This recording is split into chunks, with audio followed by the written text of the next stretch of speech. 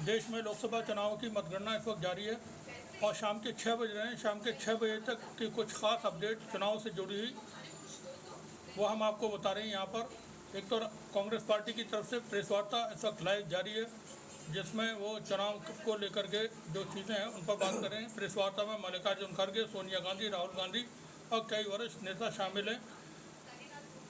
Bharatiya Janata party को बहुत बड़ा झटका लगा है फैजाबाद में। अयोध्या की सीट भारतीय जनता पार्टी हार गई है।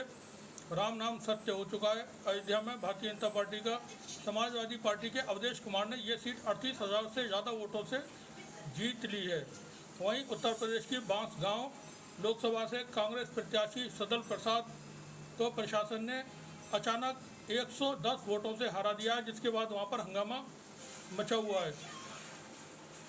नरेंद्र मोदी के मित्र, नरेंद्र मोदी के सहयोगी प्रज्वल रेवन्ना, जिसकी सीडी कांड हुआ था, कर्नाटक में चुनाव हार चुका है। स्मृति ईरानी अमेठी से चुनाव हार चुकी है।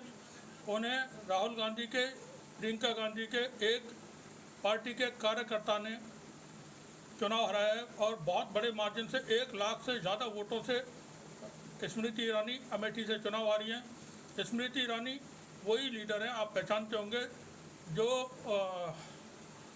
अभिनेत्री भी रही हैं, सास भी बहू थी कभी वाली। गाल फुला करके, नथने फुला करके टेलीविज़न चैनल पे अगर कभी आती थी तो बात करती थी। कोई वैसे बात करता था तब उनकी आंखें ऊपर चढ़ जाती थी। पार्लियामेंट के अंदर उसने बेइज्जती की थी मायावती तक की। ये भी नहीं देखा था कि कितनी सीनियर लीडर है मायावती और उनका जो योगदान है और वो किस हैसियत की लीडर हैं। तो आज स्मृति ईरानी का जो अहंकार था, जो गुरूर था, जो घमंड था, वो पूरी तरह से यहाँ चकनाचूर हो गया है। वो बार-बार पूछती थी कौन राहुल गांधी, तो आज राहुल गांधी के एक छोटे से कार्यकर्ता ने उनको जवाब दे दिया कौन राहुल गांधी। माधवी लता, ये असदुद्दीन ओवैसी के खिलाफ इसको खड़ा किया गया था हैदराबाद से। असदुद्दीन ओवैसी जीत चुके हैं, बहुत बड़े मार्जिन से जीते हैं, तकरीबन 2.25 लाख वोटों से वो जीत चुके हैं। नवनीत राणा, ये भी बहुत ही बदतमीज किस्म की सांसद थी भारतीय जनता पार्टी की। मुसलमानों को लेकर के, अल्पसंख्यकों को लेकर के, किसानों का मामला हो या कोई भी, ये इसकी भाषा बहुत ही गंदी हुआ करती थी। ये हार चुकी है चुनाव। मुजफ्फरनगर सीट से समाजवादी पार्टी के हरिंद्र मलिक चुनाव जीत गए। उन्होंने संजीव बालियान, भारतीय जनता पार्टी के वरिष्ठ नेता संजीव बालियान, उनको हरा दिया। संजीव बालियान चुनाव हारने के बाद मतगणना स्थल से वहाँ से चले गए, रवाना हो गए। प्रतापगढ़ से बीजेपी के प्रत्याशी को हार्ट अटैक की खबर है। प्रतापगढ़ से फिर से दोहरा देते हैं, बीजेपी के प्रत्याशी को हार्ट अटैक की खबर है। बिजनौर से आरएलडी के प्रत्याशी चंदन चौहान चुनाव जीत गए हैं। वाराणसी से मोदी चुनाव जीत गए। मोदी शुरू में पिछड़े रहे थे, बाद में जाकर के वो चुनाव जीत गए। प्रधानमंत्री है इसलिए उनको वहाँ से जीतना था, लेकिन उनकी जो जीत है वो पिछली दोनों बार की जीत से बहुत फीकी है। कम मार्जिन से, कम वोटों से वो चुनाव जीते हैं। वहीं शिवराज सिंह चौहान ने विदिशा में बहुत बड़ी जीत हासिल की है। अब तक के जो वोट हैं उसके मुताबिक 8,20,000 से ज़्यादा वोटों से शिवराज सिंह चौहान ने एक ऐतिहासिक विक्ट्री विदिशा से हासिल की है। ये अब तक की सबसे बड़ी जीत है। सहारनपुर से इमरान मसूद चुनाव जीत गए हैं। उन्होंने यहाँ पर भारतीय जनता पार्टी के उम्मीदवार को भारी बहुमतों से हरा दिया है। अमित शाह गांधीनगर से चुनाव जीत गए हैं। आजमगढ़ से धर्मेंद्र यादव ने भारतीय जनता पार्टी के दिनेश कुमार निर्वा, जो गायक भी हैं और कोई एक्टर भी हैं शायद, वो भी अच्छी भाषा का इस्तेमाल नहीं करते हैं,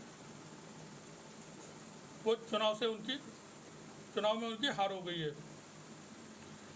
मंडी से कंगना रनावत नरेंद्र मोदी की प्रिय है और स्मृति ईरानी के हारने के बाद स्मृति ईरानी की जगह इसको मिल जाएगी, कंगना रनावत को। वो चुनाव जीत गई है मंडी से, हिमाचल प्रदेश की मंडी सीट से। गाजीपुर से अफजल अंसारी 1,50,000 से ज़्यादा वोटों से जीत गए। मुख्तार अंसारी साहब की मौत के बाद ये चुनाव थे। आजमगढ़ की गाजीपुर की जनता ने ये दिखा दिया है कि वहाँ पर अंसारी फैमिली का क्या रुतबा है। कन्हैया कुमार कांग्रेस के सीट पर, कांग्रेस के टिकट पर चुनाव लड़े थे दिल्ली से, वो चुनाव हार गए 3 लाख से ज़्यादा वोटों से। उनको सॉरी मनोज तिवारी ने चुनाव हरा दिया है। अमृतपाल सिंह ये खालिस्तान सपोर्टर माने जाते हैं और इस वक्त आसाम की जेल में बंद हैं। अमृतपाल का मामला आपको याद होगा, बड़ा सुर्खियों में रहा था। अमृतपाल सिंह 1,84,000 से ज़्यादा वोटों से अपनी सीट से आगे चल रहे हैं और जो भी अपडेट्स होंगी वो हम आपको बताते रहेंगे वक्त वक्त पर। शुक्रिया आप सभी का।